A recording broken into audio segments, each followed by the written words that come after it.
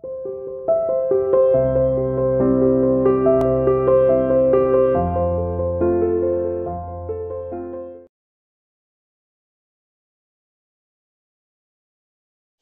welcome to CR International School online classes.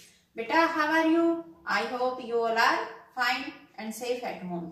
बेटा, आज हम कक्षा 8वीं विषय हिंदी में पाठ 7 अंतिम दौर भाग 2 के बारे में पढ़ेंगे। सभी अपनी बुक ओपन कीजिए। अंतिम दौर तो राष्ट्रीयता बनाम साम्राज्यवाद, मध्यम वर्ग की बेबसी, गांधी जी का आगमन।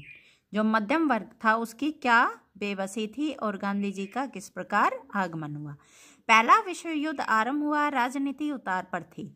इसका कारण था कांग्रेस का तथा कथित गर्म दल और नरम दल में विभाजन, यानी कि कांग्रेस है दो दलों में विभाजित हो गया था, गर्म दल और नरम दल। युद्ध काल में लागू किए गए नियम और प्रतिबंध। अंततः विश्व युद्ध समाप्त हुआ। शांति के परिणाम स्वरूप देश में राहत और प्रगति की बजाय दमनकारी कानून और पंजाब में मार्शल लॉ लागू हुआ। कहाँ पर शुरू हुआ ये मार्शल लॉ? पंजाब में। जनता में अपमान की कड़वाहट और क्रोध का आवेश भर गया। ऐसे समय में जब हमारे देश के पुरुष को लगातार कुचला जा रहा था, यानी कि दबोचा जा रहा था, शोषण की लगातार निर्मम प्रक्रिया से हमारी गरीबी बढ़ रही थी। देश में गरीबी बढ़ती जा रही थी और हमारी जीवन शक्ति क्षीण हो रही थी, यानी कि नष्ट हो रही थी। किसान वर्ग दब्बू और भयभीत था। कारखाने के मजदूरों की स्थिति भी बेहतर नहीं थी। मध्यम वर्ग के बुद्धिजीवी लोग जो इस सर्वग्रासी अंधकार में आकाशदीप हो सकते थे, खुद इस सर्वव्यापी उदासी में डूबे हुए थे। जो मध्यम वर्ग और बुद्धिजीवी लोग थे वो भी क्या है, इस अंधकार के आकाशदीप में क्या है, अपने आप को उदासी में डूबकर बैठे हुए थे। और तब गांधी जी का आगमन हुआ। वे ताजा हवा के ऐसे झोंके की तरह आए जिसने फैलकर हमें गहरी सांस लेने योग्य बनाया। वे ऊपर से अवतरित नहीं हुए थे, भारत की करोड़ों की आबादी के बीच में से ही निकल कर आए थे। लोगों के बीच में कौन आए? गांधी जी। वे उन्हीं की भाषा बोलते थे, लगातार उनकी सोचनीय और स्थिति की ओर ध्यान आकर्षित करते थे। उन्होंने हमसे कहा कि इन मजदूरों और किसानों की पीठ से उतर जाओ।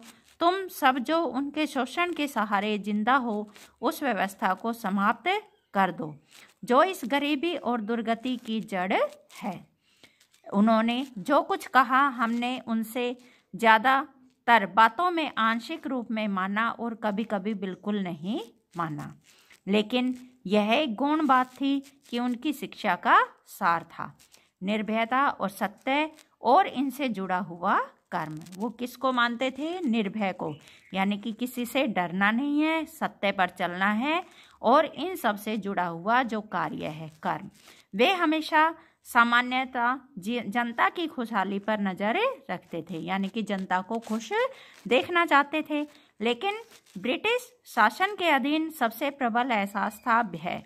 व्यापक दमनकारी दमघोटू भय, सेना का, पुलिस का, दूर दूर तक फैले हुए खुफिया विभाग का भय, अफसरों व जमींदारों के कारिंदों का भय, साहूकार का भय, बेकारी भुखमरी का भय जो हमेशा करीब खड़ा रहता था। चारों तरफ फैले इस डर के खिलाफ ही गांधी जी की शांत किंतु दृढ़ आवाज उठी, डरो मत। गांधी जी ने क्या आवाज उठाई? डरो मत। इस तरह लोगों के ऊपर से भय का काला लबादा उठ गया, यानी कि भय रूपी जो काला लबादा था वो दूर हो गया। पूरी तरह तो नहीं, पर आश्चर्यजनक मात्रा में, क्योंकि भय का झूठ से नजदीक का संबंध होता है। जैसे जैसे झूठ और लुक छिपकर काम करने की जरूरत कम होती गई, वैसे वैसे एक व्यापक परिवर्तन दिखाई देने लगा। यह मनोवैज्ञानिक परिवर्तन था। गांधी ने भारत में करोड़ों लोगों को अलग अलग मात्रा में प्रभावित किया। कुछ लोगों ने अपने जीवन की पूरी बनावट को ही बदल लिया, कुछ पर आंशिक प्रभाव पड़ा या फिर प्रभाव मिट गया, पर पूरी तरह नहीं। अलग अलग लोगों में प्रतिक्रियाएं भी अलग अलग हुई और हर आदमी के पास इस सवाल का जवाब अलग अलग था। गांधी जी ने पहली बार कांग्रेस के संगठन में प्रवेश किया और तत्काल उसके संविधान में पूरी तरह परिवर्तन ला दिया। उन्होंने उसे लोकतांत्रिक और लोक संगठन बनाया। क्या बनाया? लोकतांत्रिक। ठीक है। अब उसमें किसानों ने प्रवेश किया और अपने नए रूप में वह एक विशाल किसान संगठन दिखाई देने लगा, जिसमें मध्य वर्ग के लोग संख्या में छितरे हुए थे, यानी कि बिखरे हुए थे, लेकिन उनका जोर काफी था। अब उसका खेतीहर चरित्र बढ़ने लगा। औद्योगिक मजदूर भी उसमें आए, लेकिन अपनी व्यक्तिगत हैसियत में, अलग से संगठित रूप में नहीं। इस संगठन का लक्ष्य और आधार था सक्रियता, ऐसी सक्रियता जिसका आधार शांतिपूर्ण पद्धति थी। अब तक जो विकल्प थे उसमें या तो केवल बातचीत करना और प्रस्ताव पारित करना था। यानी कि गांधी जी ने जो संगठन का लक्ष्य क्या था कि सक्रियता, ऐसी सक्रियता जो किस पर आधारित थी? शांतिपूर्ण पद्धति पर आधारित थी, अथवा हिंसक कार्रवाई करना। इन दोनों तरीकों को एक तरफ हटा दिया गया। हिंसा की विशेष रूप से निंदा की गई। गांधी जी हिंसा को दूर रखते थे क्योंकि वह कांग्रेस की मूल नीति के खिलाफ था। काम करने का एक नया तरीका निकाला गया जो पूरी तरह शांतिपूर्ण था, लेकिन जिस बात को गलत समझा जाता था उसके आगे सिर झुकाना मंजूर नहीं किया गया। परिणाम स्वरूप इस प्रक्रिया में होने वाली जो पीड़ा और कष्ट थे उन्हें खुशी से स्वीकार किया गया। गांधी जी विचित्र प्रकार के शांतिवादी थे। वे गतिशील ऊर्जा से भरे सक्रिय व्यक्ति थे।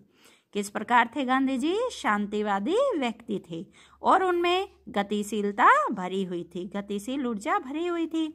उन्हें न कभी भाग्य से हार मानी और ऐसी बातों के सामने न सिर झुकाया जिसे वे ऐसी बात के सामने सिर झुकाया जिसे वे बुरा समझते थे। उनमें मुकाबला करने की भरपूर शक्ति थी, गर्चे वे ऐसा शांतिपूर्ण और शिष्ट ढंग से करते थे। सक्रियता और आका आह्वान दोहरा था। जाहिर थी कि विदेशी शासन को चुनौती देने और उसका मुकाबला करने की सक्रियता तो थी ही, अपनी खुद की सामाजिक बुराइयों के विरुद्ध लड़ने की सक्रियता भी थी। कांग्रेस के मुख्य आधार थे राष्ट्रीय एकता, जिसमें अल्पसंख्यकों की समस्याओं को हल करना और दलित जातियों को ऊपर उठाने के साथ साथ छुआछूत के अभिशाप को खत्म करना शामिल थे। वो क्या है? गांधी जी छुआछूत को भी दूर करना चाहते थे और जो दलित जाति के लोग थे उनको भी ऊपर उठाना चाहते थे। गांधी जी ने अंग्रेजी शासन की बुनियादों पर चोट की। उन्होंने कहा कि किताबें छोड़ देनी चाहिए। गर्चे कम लोगों ने किताब छोड़े, लेकिन अंग्रेजों द्वारा दिए गए इन किताबों के लिए आम जनता में इज्जत समाप्त हो गई। वे पतन के प्रतीक बन गए। नए मापदंड और मूल्य स्थापित हुए। वायसराय के दरबार और रजवाड़ों की शानो शौकत जो इतना अधिक प्रभावित करती थी, बेहद उपहासास्पद, अभद्र और शर्मनाक लगने लगी, क्योंकि वह आम जनता की गरीबी और कष्टों से घिरी हुई थी। जो आम जनता है वो गरीब और कष्टों से घिरी हुई थी। धनी लोगों ने भी कम से कम ऊपरी तौर पर, उनमें से बहुतों ने सादा रहन सहन अपना लिया था। जो अमीर लोग थे उन्होंने भी गांधी जी के पीछे चलकर सादे रहन सहन को अपना लिया था। वेशभूषा में उनमें और मामूली लोगों में कोई अंतर नहीं रह गया था। और ये सब के किसके कारण हुआ? गांधी जी के कारण। कांग्रेस के पुराने नेता जो एक अलग और ज़्यादा निष्क्रिय परंपरा में पले थे, इन नए तौर तरीकों को आसानी से नहीं अपना सके और आम जनता की इस उठान से उन्हें परेशानी हुई। लेकिन जो हवा पूरे देश में बही, इन लोगों में भी उसका नशा कुछ दूर तक भर गया।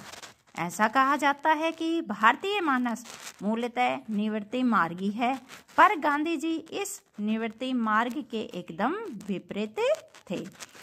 भारतीय जनता की निष्क्रियता के विरुद्ध संघर्ष करने और उसे बदलने के लिए जितना काम उन्होंने किया किसी दूसरे ने नहीं किया। यानी कि गांधी जी ने भारतीय जनता के लिए बहुत से काम किए, उनकी जो उदासी थी उसको दूर किया। उन्होंने हमें गांव की ओर भेजा और कर्म के इस नए संदेश को लाने वाले अनगिनत दूतों की गतिविधियों से देहात में चहल पहल मच गई।